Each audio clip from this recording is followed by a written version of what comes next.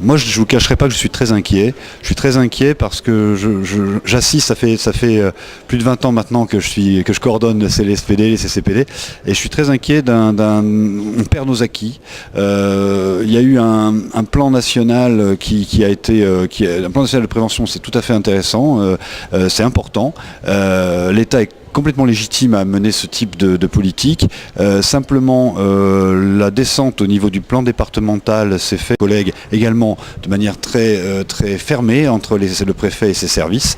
Et de ce fait, la ville a eu simplement, le maire a reçu le plan départemental de la part du préfet qui lui demandait en gros, d'y contribuer. Il nous semblait que la loi de mars 2007 plaçant le maire comme pivot de la politique de prévention de la délinquance, il était peut-être de bon ton de co-construire une politique locale plutôt que de demander au maire de se caler sur une politique nationale.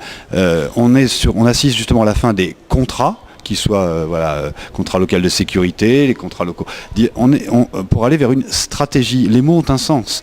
Une stratégie, ça veut dire quoi? On se met en ordre de bataille, on est sur une guerre à la délinquance, qu'est-ce que ça représente?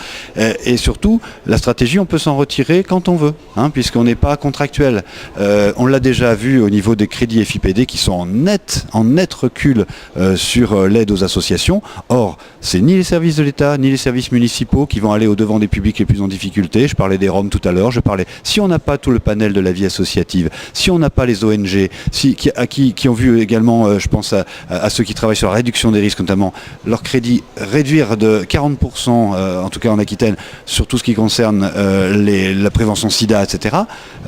On a des associations qui travaillent auprès des personnes prostituées qui vont fermer leurs portes alors qu'ils s'occupent d'une file active de 600 personnes et qui travaillent sur le problème de la traite des êtres humains. On est très inquiet sur comment est-ce qu'on va revenir un petit peu à nos fondamentaux, j'allais dire, de politique co-construite sur les questions qui équilibrent à la fois la prévention, la sécurité, la tranquillité publique, et surtout dont les priorités nationales tiennent un petit peu plus compte de nos réalités locales. Voilà.